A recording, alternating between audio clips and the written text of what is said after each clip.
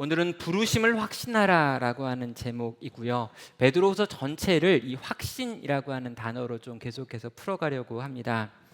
안식월 기간 동안에 좀 이렇게 돌아보고 또 생각하고 고민하는 시간들을 가지면서 그 여러 가지 고민들 중에 하나가 이제 제가 교회로 복귀하게 되면 어떤 말씀을 전할까에 대한 고민이 있었습니다. 그러다가 이 베드로 후서 말씀이 생각이 났는데요. 왜냐하면 상대적으로 우리가 이 바울 서신에 대해서는 좀 많이 좀 보고 익히는데 이 공동 서신이라고 불려지는 바울이 쓰지 않은 다른 서신들에 대해서는 별로 읽거나 배운 적이 없다라는 생각이 좀 들었기 때문입니다. 왜 그러면 바울 서신은 그렇게 많이 읽혀지고 다른 서신들은 잘 읽혀지지 않느냐라고 할 때, 바울은 일단 이 서신서 자체가 13개나 되고요. 굉장히 논리적이고 체계적으로 글을 쓰고 있고 복음의 핵심의 내용을 다루고 있기 때문에 설교하는 분들도 굉장히 연구도 편하고 전하기도 편하고 듣는 분들도 편한 것 같습니다. 그런데 이 공동서신으로 넘어가면 주제가 굉장히 다양해질 뿐만 아니라 한 사람 한 사람이 쓴 책의 권수가 적습니다. 그러다 보니까 하나하나를 좀 이해하고 설명하는데 바울 서신보다는 조금 어려운 경향이 있는 거죠. 그런데 특별히 이 베드로 같은 경우에는요, 조금 더 이게 더 심합니다. 왜냐하면 베드로 마음 가운데 있는 어떤 격정, 이 열정이 이 서신서 안에서도 종종 나타나고 있기 때문이죠. 그러다 보니까 이 베드로가 쓴 베드로 전후서는 읽으면 참 한 절 한 절은 은혜가 되는데 무슨 말을 하는지는 모르겠다라고 하시는 분들이 많고요. 그러다 보니까 아마 이렇게 설교가 잘 안 되는 것 같습니다. 한 6주, 7주를 통해 가지고요. 이 베드로 후서를 저희가 살펴보면서 예수님의 수제자였고 초대교회의 두 기둥 중에 한 기둥이었던 이 베드로는 과연 그 당시의 교회를 바라보면서 어떤 생각과 어떤 말을 하고 있는가, 하나님께서 베드로를 통해서 우리에게 지금 들려주고 싶은 이야기는 어떤 건지를 같이 한번 살펴보려는 것입니다. 자, 과연 베드로는 우리에게 어떤 이야기를 하는 걸고 베드로 후서가 들려주는 이야기는 뭘까요? 오늘날 이 시대를 움직이고 있는 여러 가지 생각들이 있는데요. 그런 것들에 우리는 이즘이라고 하는, 주의라고 하는 것을 붙입니다. 그리고 그런 것들 중에 하나가 상대주의라고 하는 것이 있죠. 여러 가지 정의가 가능하지만 가장 보편적 상대주의에 대한 정의는 경험과 문화 등 여러 가지 조건에 따라 가치, 판단, 진실의 기준이 달라지는 것, 이걸 상대주의라고 이야기를 합니다. 각 사람이 가지고 있는 경험이 있고 문화가 있고 가치가 있다는 거죠. 그래서 그 사람들이 각기 다 다르기 때문에 다 다른 생각을 하고 있어서 어떤 한 문제를 보면서 이것을 옳다 그르다라고 말할 만한 이 절대적인 기준이란 없는 겁니다 라고 말하는 게 상대주의의 내용입니다. 상대방의 생각을 존중하라는 거죠. 기준이 다를 수도 있기 때문에 네 생각을 강하게 주장하면 안 된다라고 이야기하는 게 상대주의의 내용입니다. 그리고 이 상대주의의 반대어는 절대주의라고 하는 것이죠. 보편적 기준이 있다라고 하는 것이고요. 흔들리지 않는, 변함 없는, 상황이 바뀌어도 결코 바뀌지 않는 기준이라고 하는 것이 있습니다라고 하는 것이 절대주의입니다. 옳고 그름이 이 기준 앞에서 명확하게 갈려진다라고 말하는 거죠. 성도 여러분, 나는 어느 쪽에 해당하는 것 같습니까? 나는 상대주의에 가깝습니까? 절대주의에 가깝습니까? 무언가를 보고 옳고 그름이 명확하게 나누어진다라고 생각합니까? 아니면 상황에 따라서, 사람에 따라서 달라질 수 있다라고 하는 생각을 갖고 있나요? 오늘날 우리가 살고 있는 이 시대는 점점 상대주의화되고 있습니다. 절대적인 기준, 보편적인 기준이 있다라고 말하면 이 꼰대라고 불려지는 세상이지요. 여러분, 나이가 많기 때문에 꼰대가 되는 게 아니고요. 또 어리기 때문에 꼰대가 아닌 것도 아니고요. 뭔가 내가 가지고 있는 생각이 절대적인 생각이고 내 생각대로 아니면 다 틀렸다라고 말하는 사람을 우리는 꼰대라고 부르고 있습니다. 최대한 상대방이 말하는 그 내용이 일리는 있구나라고 말해줘야 되는 거고요. 내가 말하는 것도 틀릴 수 있다라고 하는 전제를 가지고 말해야 된다라고 하는 게 이 시대의 문화입니다. 그래서요, 내 생각에는 이렇습니다라고 하면서 이 앞에다가 내 생각에는이라고 하는 말을 붙이는 경우들이 많아졌고요. 심지어 찬양을 인도하거나 기도회를 인도하는 분들, 또 설교하는 분들도 종종 보면 이렇게 했으면 좋겠습니다라고 하는 말로 끝날 때가 있습니다. 찬양을 막 인도하면서 여러분 큰 소리로 하나님을 찬양했으면 좋겠습니다 이렇게 이야기하는 거죠. 그럼 뭡니까? 큰 소리로 찬양을 안 해도 괜찮은데 가능하면 해줬으면 좋겠다라고 하는 요청이 되는 거죠. 막 기도회를 인도하면서 이렇게 기도 제목을 막 이야기하다가 중간에 마지막에 여러분 이렇게 기도하셨으면 좋겠습니다라고 이야기합니다. 뭔지 좀 이렇게 겸손해 보이긴 하지만 나는 그 기도 제목에 동의할 수 없어 기도하지 않는다고 해도 어쩔 수 없습니다라고 하는 내용을 포함하는 게 뭐뭐 했으면 좋겠습니다라고 하는 말이 가지고 있는 특징이죠. 사람들이 뭐뭐 하십시오, 해야 합니다, 해요 라고 말하는 걸 싫어하기 때문에 점점 우리가 사용하고 있는 말들 자체도 상대주의화 되고 있는 것이죠. 모든 것들이 다 의견일 뿐입니다. 그 사람은 그 사람의 생각이 있고 나는 내 생각이 있는 거죠. 그런데 문제가 뭐냐면요, 기독교는요 절대적인 진리를 가지고 있다라고 주장하는 종교라는 것입니다. 기독교는 절대적인 진리를 이야기합니다. 구원의 길은 하나밖에 없다라고 이야기하고 오직 예수 그리스도만 유일한 주인이 되신다, 유일한 구원자시다라고 고백하고 있죠. 예수님을 믿지 않는 사람들을 바라보면서도 그들에게 사정이 있겠지라고 생각하는 것이 아니라 그들도 예수 그리스도를 만나야 한다라고 하는 생각을 갖는 것이 기독교입니다. 예수님을 믿지 않으면 저들의 인생은 영원한 심판에 들어갈 수밖에 없다라고 하는 것이 기독교의 가르침이죠. 우리는요 밖에 나가가지고 예수 천국 불신 지옥을 외치는 것은 뭔가 문제가 있다라고 생각을 합니다. 그러나 그런 태도와 그런 방식의 문제는 있지만 적어도 예수 천국 불신 지옥이라고 하는 요 말이 진리다라고 하는 생각을 가져야 하는 사람들인 것이죠. 그럼 예수 그리스도가 없으면 그에게 천국은 없습니다. 예수 그리스도를 믿지 않으면 그가 갈 천국이 없기 때문에 그는 지옥에 갈 수밖에 없다는 것이 기독교가 가르치는 절대적인 진리의 내용이 된다는 것이죠. 기독교는 절대적인 진리, 흔들리지 않는 진리를 소유하고 있는 종교인 것입니다. 오늘부터 우리가 살펴볼 이 베드로 후서의 기록 시기가 언제냐라면요 AD 65년에서 67년 사이라고 이야기합니다. 왜냐하면 베드로 전서가 64년에 쓰여졌고요, 베드로가 67년 정도에 순교했다라고 역사가 기록하고 있기 때문입니다. 그러니까 베드로가 죽기 전 마지막으로 쓴 편지라고 생각을 하시면 좋겠고요. 그럼 그 당시 상황이 어떠했는지를 살펴보고 그런 상황 속에 교회는 어떤 상황이었을까를 물어봐야 이 편지가 쓰여진 배경을 알 수 있습니다. 여러분, 베드로가 순교를 당했기 때문에 그 당시 교회들이 로마의 엄청난 핍박을 받았을 것이다 라고 생각을 하는데, 아직은 그렇게 육체적인 탄압, 아주 강력한 핍박이 오지는 않은 때가 이 서신이 쓰여지고 있는 때입니다. 그러니까 베드로 전서를 보면은 교회가 여러 가지 어려움을 당하고 있습니다. 성도가 여러 가지 고통을 당하고 있습니다. 그리고 점점 더 그 고통이 커질 것 같은 상황입니다. 그리고 그 큰 고통이 왔을 때 너희는 이렇게 살아야 된다라고 이야기하면서 흩어진 나그네 된 소아시아의 여러 교회들을 바라보면서 고난이 올 거고 이 고난 때를 대비하라라고 하는 게 베드로 전서 AD 64년에 쓰여진 편지입니다. 그리고 이제 66년, 67년을 통해 가지고 바울이 순교하고 또 베드로가 순교를 당하면서 기독교에 대한 핍박이 아주 커집니다. 그런데 요 사이 한 3년 요 어간은 아직은 사람이 죽거나 아주 심한 대우를 받고 있는 그런 때는 아니었다는 것이죠. 그렇다면 이 베드로 후서의 배경은 뭐냐라고 물어봐야 합니다.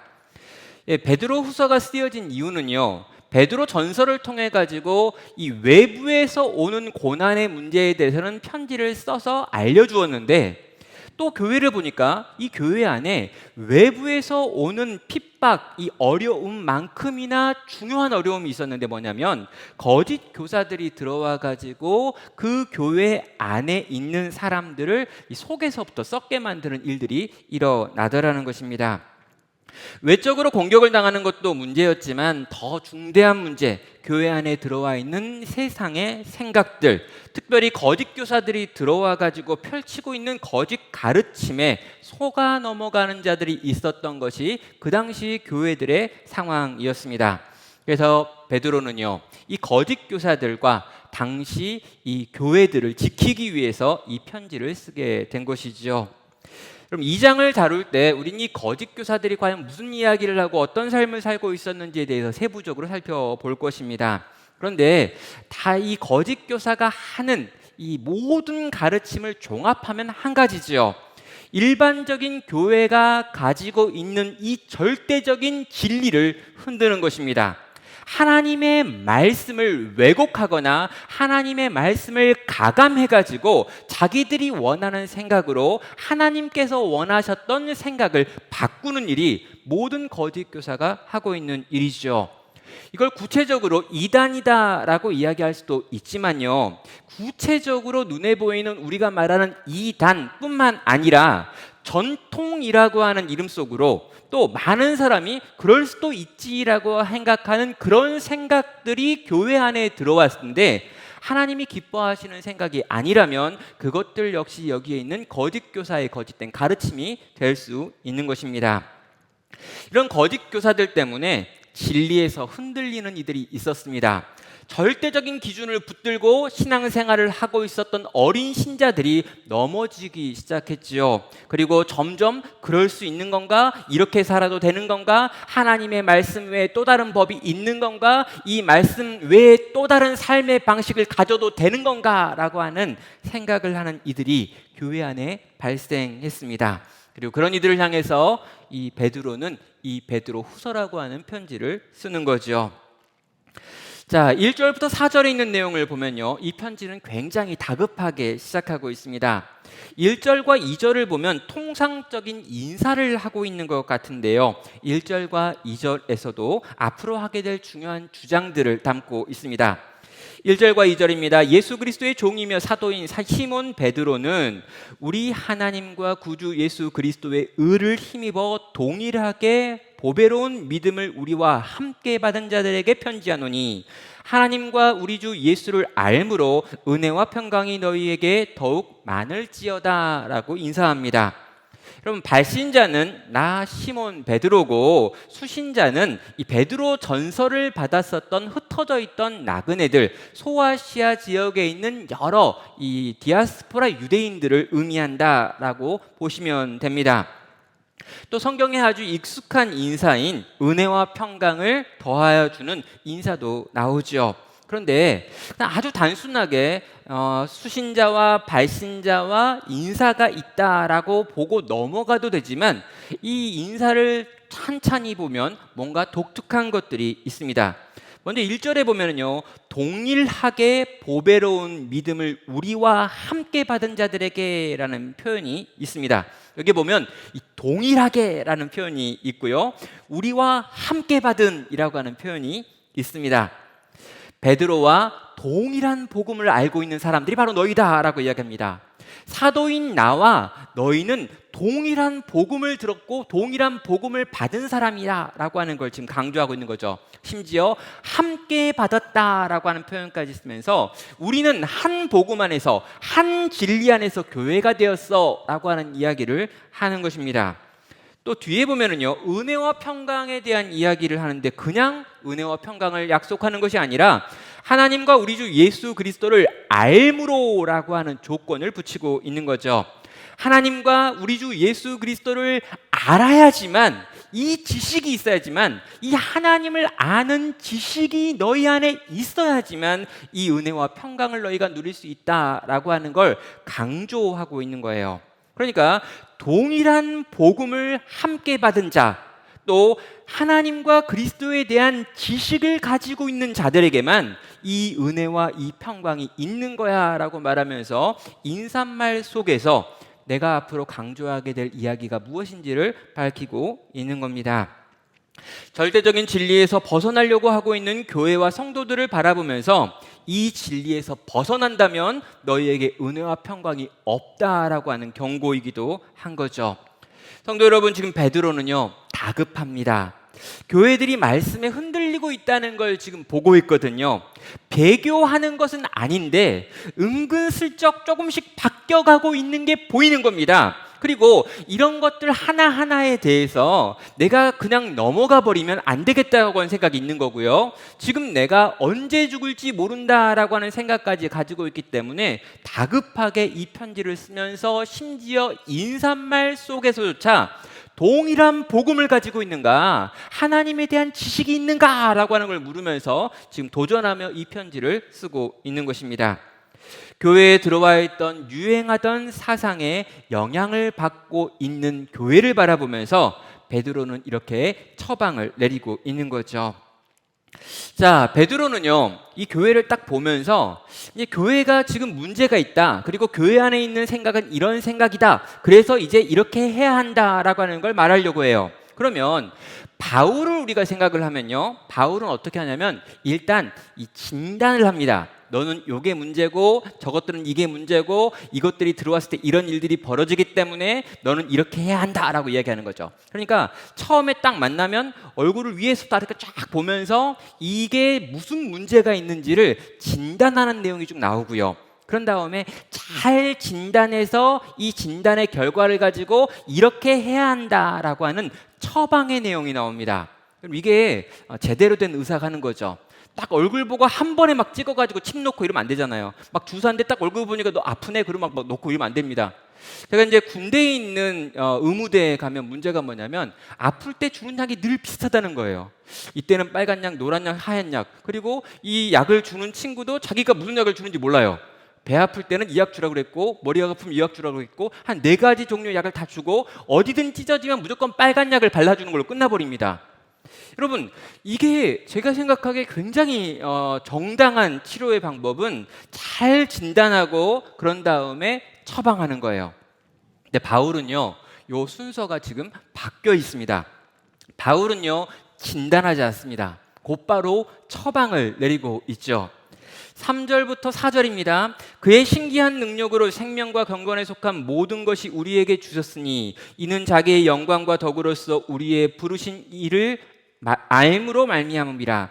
이로써 그 보배롭고 지극히 큰 약속을 우리에게 주사 이 약속으로 말미암아 너희가 정욕 때문에 세상에서 썩어질 것을 피하여 신성한 성품에 참여하는 자가 되게 하려 하셨느니라. 우리가 이 베드로 전후서를 읽으면 약간 당황스러운 게 이런 거예요. 이제 막 인사가 끝나는데 갑자기 뭔가 엄청난 말을 막 쏟아놓고 있는 겁니다. 만약 교회에 들어온 거짓 교사들에 대해서 화가 났다면, 또 그런 거짓 교사들에게 넘어간 성도들이 안타까웠다면 거짓 교사가 누구고 그들이 가르치는 내용은 뭐며 그것에 넘어가는 너희들에게 문제는 이러이러한 것이다 라고 하는 이 자세한 진단의 이야기가 나와야 된다고 생각해요. 이게 이 바울 스타일, 이 폴 스타일입니다. 여러분, 바울은 늘 이런 식으로 이야기했기 때문에 우리는 그런 식으로 읽는 게 익숙한데 베드로는 그렇게 기록하고 있지 않다는 거죠. 바울처럼 일단 진단을 하고 처방을 하는 것이 아니라 이 베드로는요, 곧바로 처방을 하고 있습니다. 그의 처방 첫 번째를 보면은 3절과 4절에 나와 있는 내용인데요. 여기에 있는 내용을 간단하게 제가 좀 요약을 해가지고 정리하면 이렇습니다. 하나님께서 그의 신기한 능력으로 생명과 경건에 속한 모든 것을 이미 우리에게 주셨습니다. 이것을 주신 이유는 자기 영광과 덕으로 우리를 부르신 이를 우리가 알게 되었기 때문입니다. 심지어 하나님께서는 생명과 경건에 속한 우리에게 그 보배롭고 지극히 큰 약속까지 주셨습니다. 그 약속은 우리가 정욕 때문에 세상에서 썩어질 것을 피하여 신성한 성품에 참여하는 데가 되는 것입니다. 사랑하는 성도 여러분, 하나님께서는 우리를 당신의 신기한 능력으로 성도로 빚어놓으셨습니다. 하나님께서는 당신의 영광과 덕으로 우리를 부르셔서 하나님을 알게 만드셨습니다.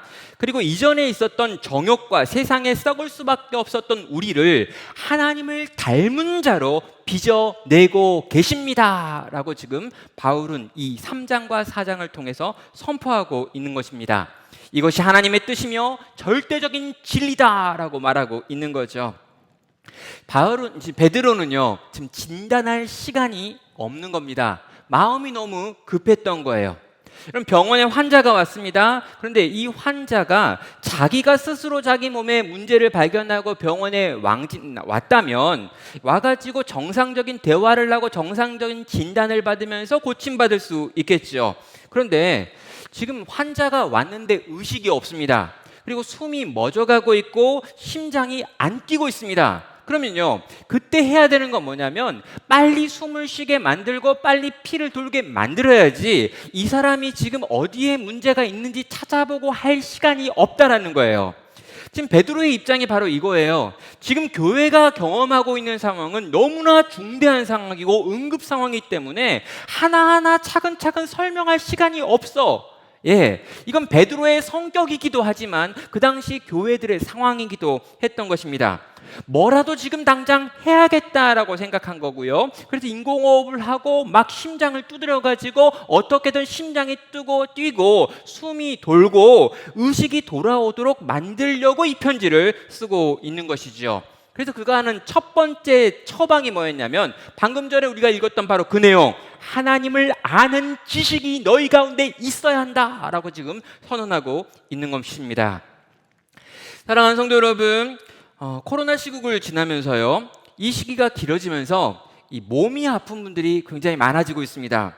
그리고 마음이 아프신 분들도 많아지고 있고요. 경제적인, 사회적인 문제 가운데 고통당하신 이들도 점점 많아지고 있는 것 같습니다. 여러분, 이런 여러 가지 상황들 속에서요, 영원히 아픈 사람들도 많아졌죠.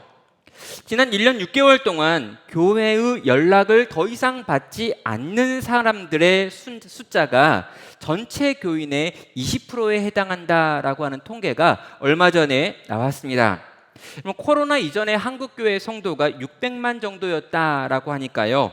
여러분 20%가 더 이상 교회의 연락을 받지 않는다라고 하면은요. 그럼 120만 명이 1년 6개월 만에 지금 교회와 연락이 끊어진 상태가 되었다라고 하는 것을 의미합니다. 그럼 120만 명이 1년 6개월 동안에 사라진 게 오늘 지금 이 땅의 현실이라는 거죠. 아마도 길어지는 감염병의 시기를 보내면서 우리의 믿음에도 위기가 온 건 아닐까라고 생각하게 됩니다. 예수님이 느껴지지 않습니다. 하나님의 보호에 대한 확신이 없습니다. 더 이상 하나님을 의지하고 사는 삶의 방식이 귀찮습니다. 그리고 힘들어진 것이지요. 교회 공동체가 연약해서 흔들리고 있는 성도 개인을 돌보지 못했습니다. 그리고 성도 개인도 홀로 남아 신앙을 유지하고 살아낼 수 없었던 것이지요.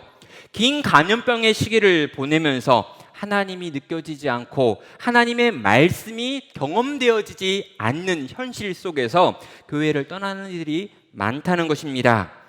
그런데 성도 여러분, 우리가 하나님을 믿는 것은요, 느낌과 감정 때문이어서는 안 됩니다. 그럼 예수님이 느껴지느냐 그렇지 않느냐가 어떤 의미에서 상황에 따라 움직이는 신앙을 보여주는 내용이 되기도 하는 것이죠. 그럼 거의 믿음이 없어 보이는 저희 집에 두 사춘기 아이가 있습니다. 그런데요, 이 두 사춘기 아이가 자기들이 원하는 것이 자기의 삶 가운데 찾아오면요, 하나님을 찬양합니다. 놀라워요. 거의 믿음이 없는 것 같은데 내가 원하는 걸 자기 손에 딱 쥐는 구산, 오, 하나님은 살아계신 것 같아. 하나님은 내 기도를 들으시는 것 같아. 하나님은 오늘도 나와 함께 하셔라고 하나님을 찬양합니다.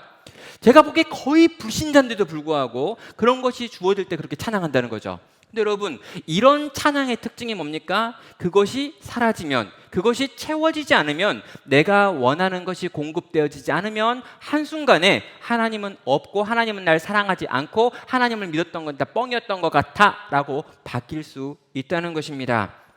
여러분, 예수님이 느껴진다, 느껴지지 않는가? 하나님이 나를 지금 지키고 돌보고 보호하신 것 같은 상황이다, 아니다라고 하는 것으로 우리의 신앙이 요동하면 안 된다는 것이죠. 그럼 우리의 신앙의 기초는 어디에 있어야 할까요? 하나님을 믿는 믿음은 기본적으로 하나님을 아는 지식에서 나오는 것이 되어야 하는 것입니다. 그래서 2절은 이렇게 말했죠. 이는 자기의 영광과 덕으로서 우리를 부르신 이를 알므로 말미암음이라 라고 말합니다. 우리를 부르신 이를 알기 때문에 우리는 이 놀라운 신앙의 삶을 이어갈 수 있는 것이다. 이 평안을 유지할 수 있는 것이다. 이 은혜를 누리는 것이다 라고 말합니다. 우리를 부르신 이를 아는 것, 이것이 우리의 믿음의 기초가 되어야 한다는 것이죠. 하나님은 우리가 하나님을 알기 원하고요. 또 그 일을 오늘 또 행하고 계십니다. 여러분, 성경에 나와 있는 이 안다라고 하는 말이 어떤 말인지 전 여러 번 설명을 드렸습니다. 단지 그냥 지식적으로 안다라고 하는 것이 아니라 부부가 서로를 아는 것처럼, 부모가 자식을 아는 것처럼 경험적으로 안다라고 할 때 이 단어를 쓴다라고 말씀을 드렸죠. 하나님은 끊임없이 우리가 하나님을 알기를 원하고 하나님을 아는 지식이 있기 원하고 그 지식이 발전되어지고 점점 깊어지고 점점 길어지기를 원하시는 분이시다라고 말하며 흔들리고 요동하는 우리들을 향해 이 지식으로 돌아올 것을 명령하고 있는 것입니다. 사랑하는 성도 여러분, 끊임없이 우리를 흔드는 세상 속에 우리는 살고 있습니다. 눈앞에 펼쳐지는 모든 일들이 우리를 두렵게 합니다. 감염병의 문제도 있습니다. 지구 기후의 문제도 그렇습니다. 이런 상황 속에서 국제 정세를 보면 점점 심각해지는 것 같습니다. 한국에 있는 여러 가지 상황들을 봐도 점점 복잡해지고 답답하고 어려운 상황들을 살고 있는 것 같습니다. 그리고 이 와중에 교회는 아무런 힘도 없는 것 같죠. 상황이 반전될 것 같아 보이지 않습니다. 느낌만으로 보면은요, 하나님이 없는 것 같고요. 느낌으로만 보면은요, 하나님께서 계셔도 교회를 떠난 것 같은 상황이고 우리를 떠난 것 같은 상황을 경험하고 느낄 수 있습니다. 그런데 여러분, 이때 우리가 붙들어야 될 것은 무엇입니까? 하나님을 아는 지식을 붙들어야 되는 것이죠. 하나님께서 이미 우리 가운데 오셔서 그의 영광과 덕으로 찾아오셔서 우리를 부르셨다라고 하는 것을 우리는 믿음으로 붙들어야 합니다. 우리가 붙들고 있는 이 진리, 이 변하지 않는 영광의 하나님께서 주신 영광스러운 절대적인 진리를 붙들며 나아가야 한다는 거죠. 요동하는 세상 속에서 흔들리지 않는 하나님의 말씀을 붙드는 것, 이것이 우리에게 주어지는 첫 번째 처방입니다. 두 번째로 우리가 봐야 되는 처방은요, 5절부터 7절에 나와 있는 신적 성품이라고 하는 것입니다. 신성한 성품에 참여하는 자가 되는 것, 이게 두 번째 우리에게 주어지는 처방이죠. 여러분, 이전에 개역 한글 버전을 보면은요, 거기에는 신의 성품이라고 되어 있습니다. 그것이 좀 더 원어에 가까운 번역이었고요. 지금 개역 개정에서는 신성한 성품이라고 하니까 뭔가 좀 신비롭고 뭔가 이렇게 신적인 느낌, 이런 느낌인데 이게 아니고요. 정말 하나님의 성품에 참여하는 것 이라고 번역하는 것이 좋고, 좀 더 나은 번역은 그냥 신적 번역이라고, 신적 성품이라고 하는 것도 괜찮겠습니다. 하나님께서 우리 가운데 하나님을 아는 지식을 주셨습니다. 그런데 그 지식은요, 그 지식을 소유한 자에게 신적인 성품을 만들어냅니다. 하나님의 성품을 사람 안에 만들어낸다는 거죠. 그래서 흔들리는 이들을 바라보면서 너희 안에 신적인 성품이 있는지를 확인할 것에 대하여 명하고, 이 신적인 성품에 참여하는 자가 되어야 한다라고 하는 것이 이 두 번째 권면입니다. 신적인 성품이 뭐냐라고 말하면 이해해야 되고요, 또 참여한다라고 하는 뜻도 알아야 되죠. 성도는 신적인 성품을 이미 소유하고 있다는 걸 여러분 기억하셔야 합니다. 여러분, 우리가 예수님을 알게 되었을 때, 믿게 되었을 때, 그분이 우리 가운데 그분을 아는 지혜를 허락하셨을 때, 우리가 거듭났을 때 하나님께서는 우리에게 신의 성품을 주십니다. 여러분, 우리가 노력하고 힘을 써가지고 신의 성품을 얻는 것이 아니고요, 하나님께서 이 신의 성품을 주기 원하셔가지고 우리가 거듭날 때 우리에게 주셨다는 거죠. 하나님과 같은 마음을 우리에게 주셨고요, 하나님과 같은 성품을 우리 가운데 허락하셨다는 것입니다. 여러분, 우리가요 하나님처럼 되겠다라고 하는 건 이단이고요, 하나님처럼 되고 싶다라고 하는 건 죄고요, 하나님이 될 수 있다라고 하는 것도 다 이 아담과 하와가 지었던 죄의 내용들입니다. 여러분, 하나님이 되겠다라고 하는 이 말은요, 실제로 하나님처럼 나는 아무의 통제도 받지 않고 내 생각과 내 뜻대로 마음대로 살고 싶어 라고 하는 걸 의미하는 말이기 때문입니다. 여러분, 저희 집에 있는 사춘기 아들이 실제 그랬다는 게 아니라 그냥 예를 든 건데요, 갑자기 어느 날 이 집안의 통제가 너무 싫어가지고 나는 이제부터 아빠가 될 거야 라고 말했다고 생각해 봅시다. 여러분, 나는 지금부터 아빠처럼 살 거야, 아빠가 될 거야, 아빠가 소리를 질렀어요. 여러분, 이 말의 뜻은 뭐냐면 더 이상 이 집에서 나를 통제하는 사람이 없었으면 좋겠고, 나는 내 맘대로 일어나고 내 맘대로 먹고 내 맘대로 자겠다라고 하는 선언입니다. 내가 내 맘대로 살고 싶다라고 하는 게 아빠처럼 될 거야, 아빠가 될 거야 라고 하는 말이죠. 그런데 반면에요, 막 속을 썩이고 있었던 그 아들이 하루는 저에게 와가지고 무릎을 꿇고 저는 이제부터 아버지처럼 되겠습니다 라고 말했다면 이 내용은 뭘까요? 이제부터 정신을 차리고 지금까지의 삶을 돌이켜서 아버지의 지도를 받으며 아버지를 닮아가는 인생이 되겠습니다 라고 하는 고백이 되는 거죠. 여러분, 똑같은 말인데 그 말을 어느 맥락에서 하느냐에 따라서 전혀 다른 의미가 된다는 것입니다. 여러분, 뱀이요 아담과 하와를 유혹할 때 어떻게 유혹하냐면 너희가 하나님처럼 될 거야 라고 말하면서 선악을 알게 하는 나무를 먹으라고 했습니다.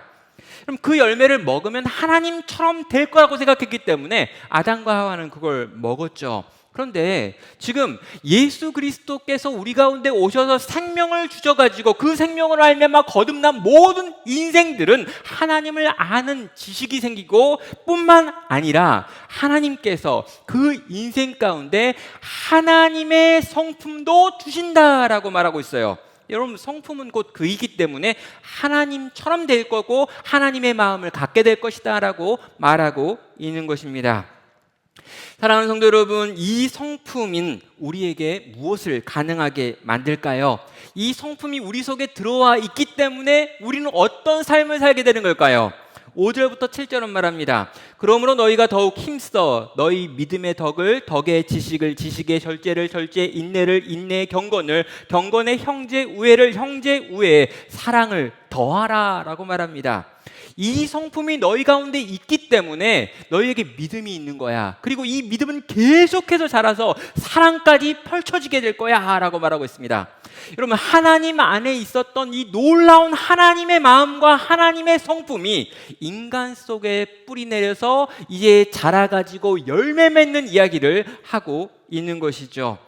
인간의 수준으로는 도무지 할 수 없는 일이 인간 속에서 일어나게 된다는 것입니다. 하나님이 심으신 성품이 인간 속에서 성도 안에서 흘러나오는 것이죠. 이 성품은 사랑으로 완성됩니다. 원래 우리는 사랑할 수 없는 자였는데 이 성품이 우리 속에서 사랑할 수 있는 자로 바꾸는 일을 하고 계신다는 거죠.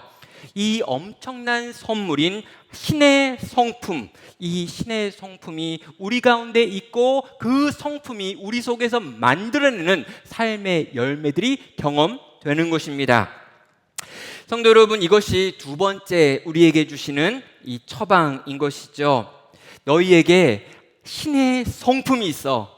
네가 지금 요동하고 흔들리고 있지만 세상에서 여러 가지 말들이 나오고 있고 지금 거짓 교사들이 너희를 보면서 지금 여러 가지로 흔들고 있지만 결코 흔들리고 요동해서는 안 되는 지점이 있는데 하나님께서 이미 너희 속에 신의 성품을 심어 놓았어. 하나님의 마음, 가장 중요한 것이 너희 속에 심겨져 있어. 이게 진리야.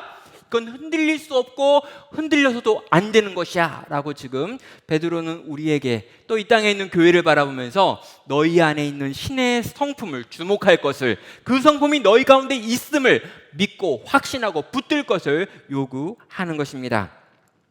자, 그리고요, 이제 이 두 번째 처방을 마친 다음에 세 번째 마지막으로 8절부터 11절에 나와 있는데, 이미 얻은 지식과 이미 얻은 신적인 성품의 기초에서 계속해서 자라가십시오. 이것이 내가 너희에게 하는 세 번째 처방입니다 라고 말합니다. 계속해서 자라가라는 거죠.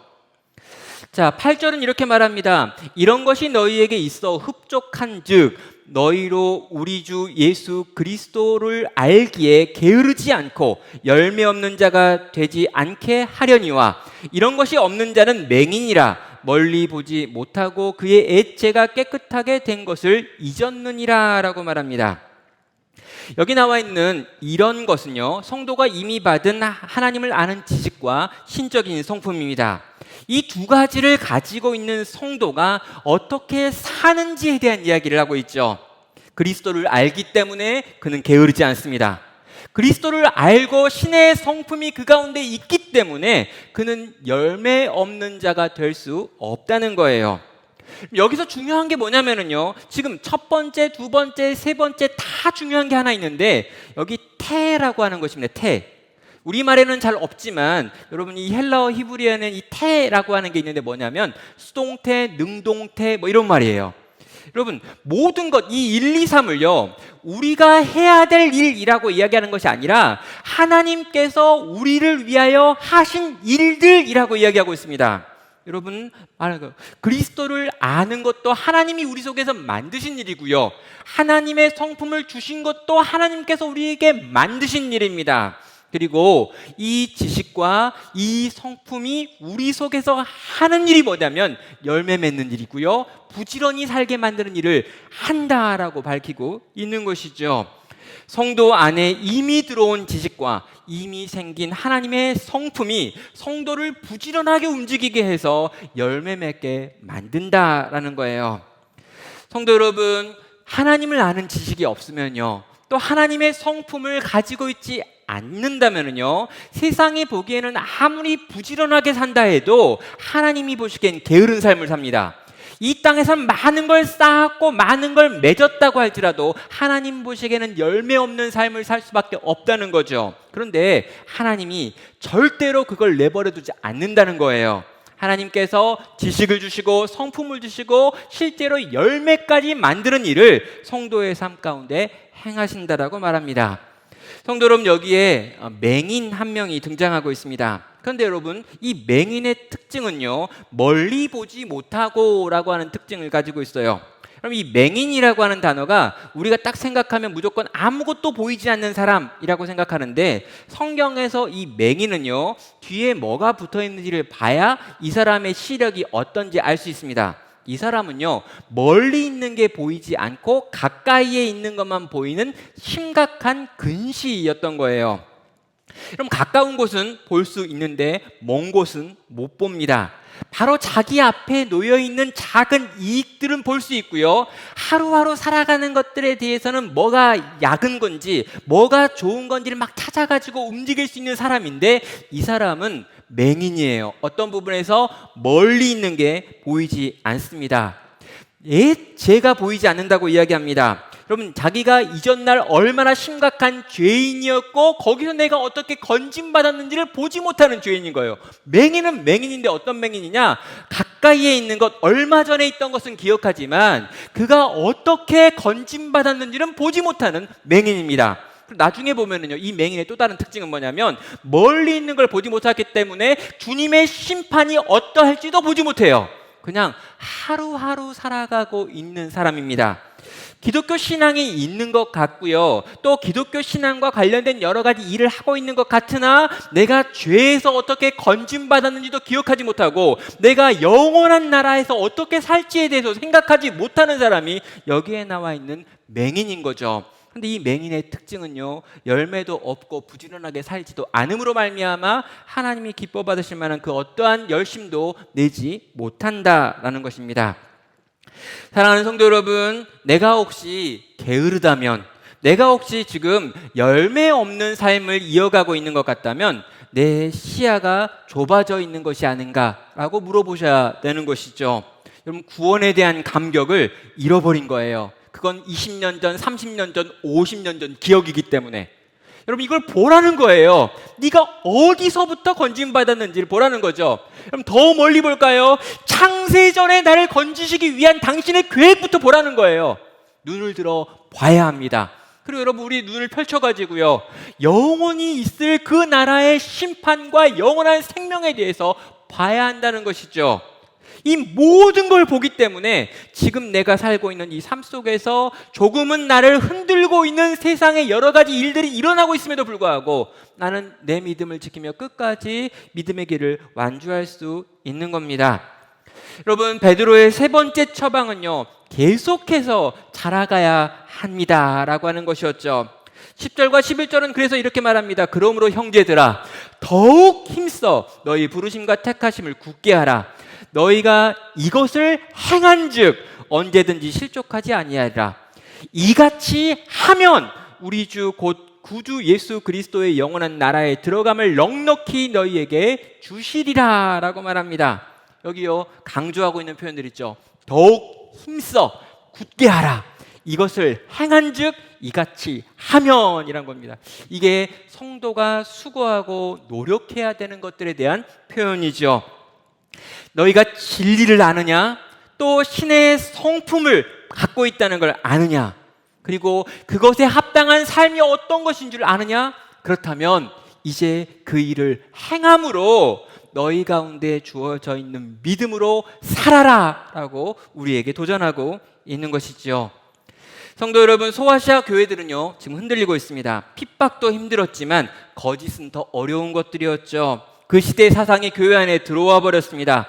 이후에 계속 설명하겠지만 그들은 절대적인 진리란 없다. 모든 건 상대적인 것이다. 하나님의 거룩한 말씀을 믿고 그것을 신뢰하며 살아가는 것으로는 족하지 못하다. 더 중요하고 더 필요한 여러 가지 구체적이고 더 좋고 편한 길들이 있으니 이것들도 배우라라고 이야기하는 자들이었습니다. 성도들은 하나님을 아는 지식에 더 힘을 쏟지 않았습니다. 하나님을 닮고 하나님의 마음을 경험하는 교제의 자리로 나아가지 않았던 것이죠. 하나님께서 주신다고 하는 상을 바라보고 그 상을 향하여 뛰던 부지런한 사람들도 점점 줄어들고 있습니다. 근시안이 되어버렸습니다. 영원한 하나님 나라나 그 나라에 들어갈 상을 바라보지 않습니다. 그래서 점점 게을러지지요. 점점 열매 없는 삶을 사는 쪽으로 흘러가고 있던 중이었습니다. 여러분, 그런데요, 여러분, 그 소아시아의 상황이 오늘 우리의 상황 아닙니까? 여러분, 점점 부지런하지 않고 게을러지고 있죠. 여러분, 제가 2달 놀아보니까 점점 게을러졌습니다. 여러분, 제가 온라인으로 예배 드리는 거 이렇게 힘들다는 거 제가 2달간 들여보니까 정말 이제는 알 것 같아요. 이전에는요, 힘들겠지라고 생각했는데 여러분, 힘들겠지가 아니라 힘들어요. 그냥 거기에서 어떻게 예배를 드립니까? 2달 가까이 여러분 어떻게 예배를 드리셨어요? 대단하십니다. 거기서 의복을 정지한다고요? 거기서 화장실 같은 데 안 간다고요? 중간에 전화 오는데 전화 확인 안 한다고요? 에이, 거짓말 마세요. 너무너무 어렵습니다.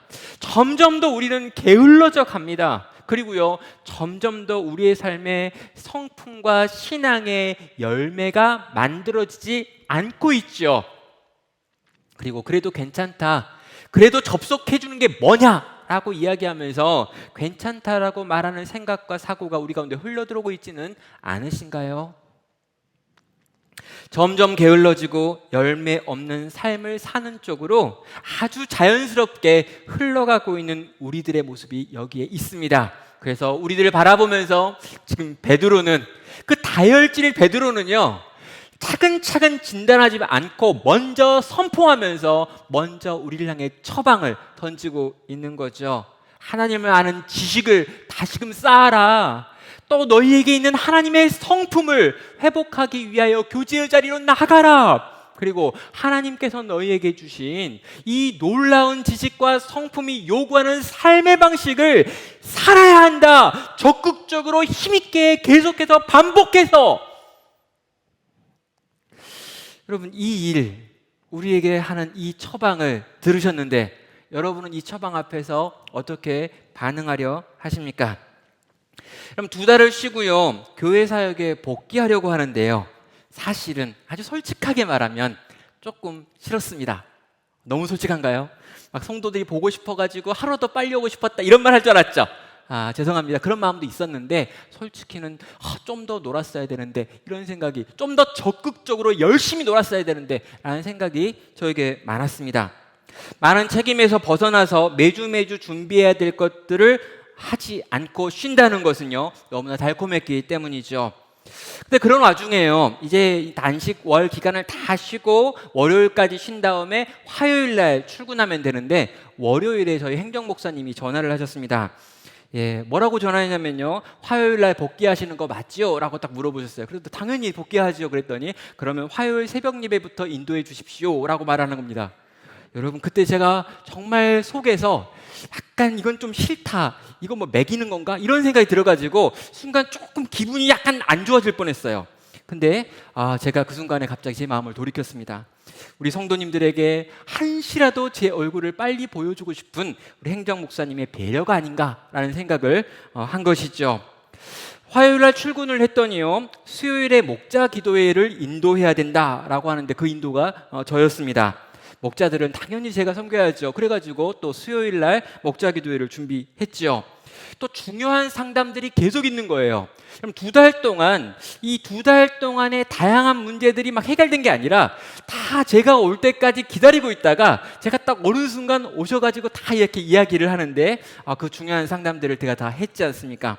온라인으로 당회가 주중에 모였고요, 화이자 백신 2차가 요 기간이어가지고 목요일 날 이 백신을 맞아야 했습니다. 그래가지고 화이자 백신을 맞고요, 그런 다음에 몸에서 막 열이 나는데, 그럼 이미 6개월 전에 약속해 놓은 금요일에 해야 되는 미자립 교회 150개가 모여가지고 하는 청소년 청년 수련회 인도를 제가 또 해야 했던 거죠. 그래서요, 막 후유증이 심하고 막 땀이 막 나고 계속 식은땀이 나는데 그 집회를 인도하러 다녀오기까지 했습니다. 여러분, 이게 다 끝내고요, 금요일 밤에 와가지고 이제 내일 주일 설교를 또 준비해야 되는구나 라는 생각을 하고 있는데요, 문득 하나님께 이런 생각이 들었습니다. 하나님께서 지난 2달 동안 내가 안 했던 모든 일을 몰아서 하게 하시려고 하는 건가? 라고 하는 생각이 드는 거죠. 그러면서 조금 서운한 마음이 들 뻔했습니다. 그런데 여러분, 제가 그 모든 일을 다 했고 오늘 이렇게 설교까지 하고 있습니다. 이 모든 일을 하는데요, 제가 이 일을 하면서 가지고 있는 제 기본적인 마음은 뭐냐면 즐겁다는 거예요. 다 그냥 즐겁게 했습니다. 중요한 게 뭐냐고요? 그냥 했다는 거예요. 그냥. 여러분, 복잡하게 다 생각하면서 막 이것을 막 재가면서 한 게 아니고요, 그냥 이건 내게 좋은 일이고 우리 성도님들에게도 좋은 일이고 내가 할 수 있는 일이고 심지어 내가 해야 될 일이니 그냥 부지런히 하자 하는 거예요. 여러분, 별로 감동이 없을 수 있는데요, 저에게는 이게 굉장히 감동 있었습니다. 막 생각을 하고 계산을 하고 이걸 내가 해야 되는 건가 하지 않아야 되는 건가, 이렇게까지 하는 건 너무한 건가, 막 이런 생각을 했으면 준비하고 하는 것이 쉽지 않았을 텐데 그냥 했어요.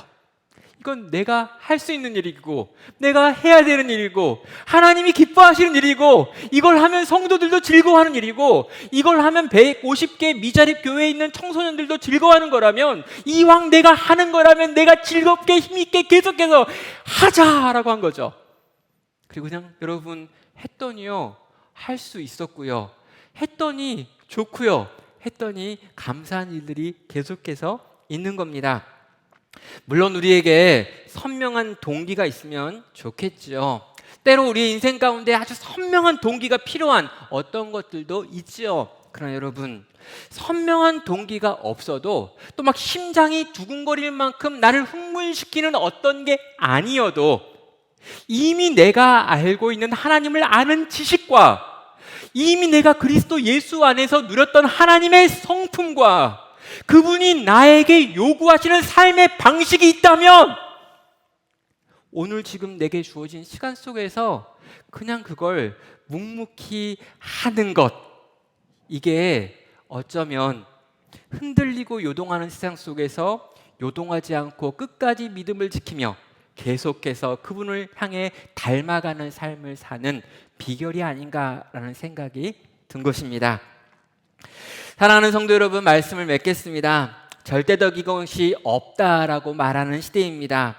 끊임없이 우리의 절대적인 믿음을 흔드는 세상을 우리는 살아가게 될 것입니다. 성도로 사는 것, 교회로 사는 것, 절대적인 기준이 있고 하나님이 말씀하신 이 진리에 입각한 삶을 살아야 한다라고 하는 것을 끊임없이 흔드는 세상을 우리는 살 거예요. 그런데 여러분, 그 세상을 살아가는 비결이 오늘 여기에 있습니다. 하나님을 아는 지식을 붙드십시오. 하나님의 성품에 참여하는 인생이 되십시오. 이 지식과 성품이 이끄는 하루하루를 그냥 살아주십시오. 또 한 주간 여러분, 지난주와 비슷하게 살 것입니다. 또 한 주간 지난주와 비슷한 한 주를 살아갈 거예요. 여러분의 일상이 그렇게 커다랗게 변화를 경험하지 못하는 한 주일 가능성이 많습니다. 직장은 직장대로 그럴 거고, 자식들은 자식대로 그럴 거고, 배우자는 배우자대로 그럴 겁니다. 크게 달라지지 않을 거예요. 그러나 여러분, 이 속을 살아가는 여러분은 다른 삶을 살 수 있습니다. 부지런하여 게으르지 말고 하나님께서 우리 가운데 주신 열매를 맺는 삶을 선택하시는 복된 나눔교회 모든 성도 되시기를 주님의 이름으로 축원합니다. 이 시간 우리 들은 말씀을 가지고 1분 정도 잠깐 묵상하도록 하겠습니다. 정말 내가 지금 놓고 있는 게 뭔지, 또 내가 부지런하지 않는 영역이 어떤 건지, 그리고 어떤 영역에서 하나님께서 열매 맺기를 원하고 계시는지, 내가 영적인 잠을 자고 있었다면 이 잠에서 좀 깨어나게 해달라고 좀 구했으면 좋겠어요. 그리고 정말 하루하루를 주님 기뻐 받으시는 삶으로 채워가는 내가 되겠다고 하나님께 구하시길 바랍니다. 이 시간 함께 같이 묵도록 주 앞에 나아가도록 하겠습니다. 하나님, 나를 돌아보고 우리를 돌아봅니다.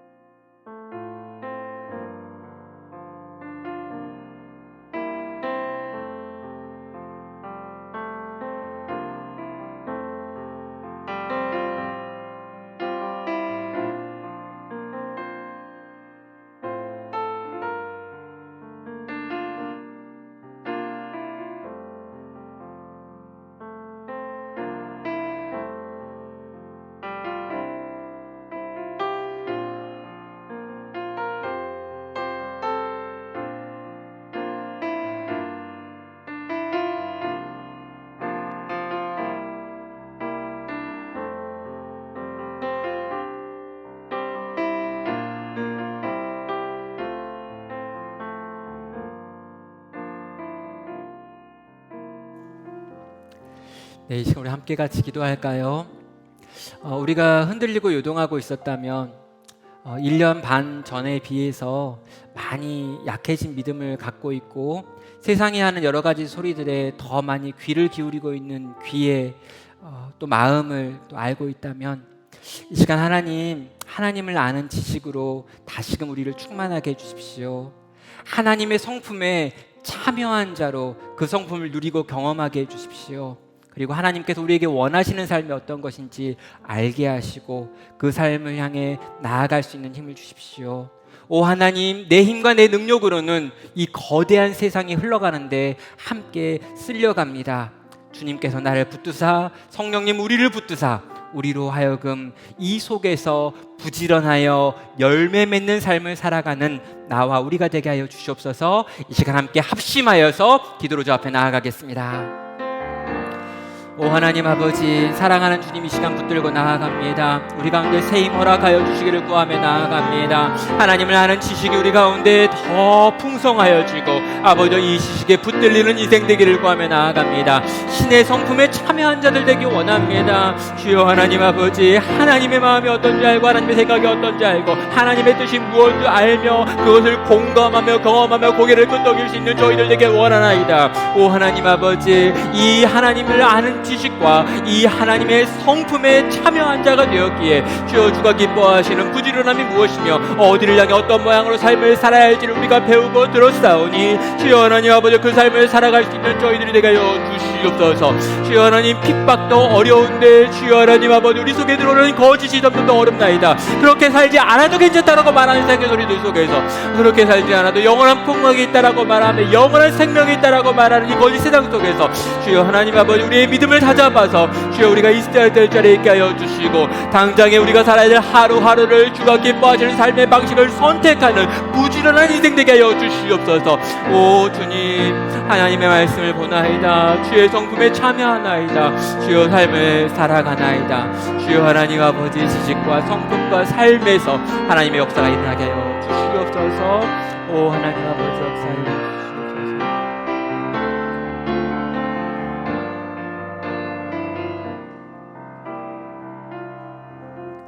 사랑과 은혜가 많으신 하나님 아버지, 흔들리고 요동하는 세상 속에서 우리고 흔들리고 요동했던 것들을 고백하며 회개합니다. 이 시간 주께 간절히 구합니다. 하나님을 아는 지식을 더하여 주시옵소서. 하나님의 성품에 참여하는 자들 되게 하여 주시옵소서. 이 지식과 이 성품이 인도하는 삶을 오늘 힘을 내서 또 하루 살아내는 그런 나와 우리가 되게 하여 주시옵소서. 주님, 그렇게 살 수 있는 힘과 능력이 내 안에서 나오지 않는다는 것을 고백합니다. 그래서 주님께 간절히 은혜를 구하오니 성령님, 우리에게 충만하게 임하셔서 내가 살 수 없는 이런 삶의 방식을 살아갈 수 있는 나와 우리 모든 교회가 되게 하여 주시옵소서.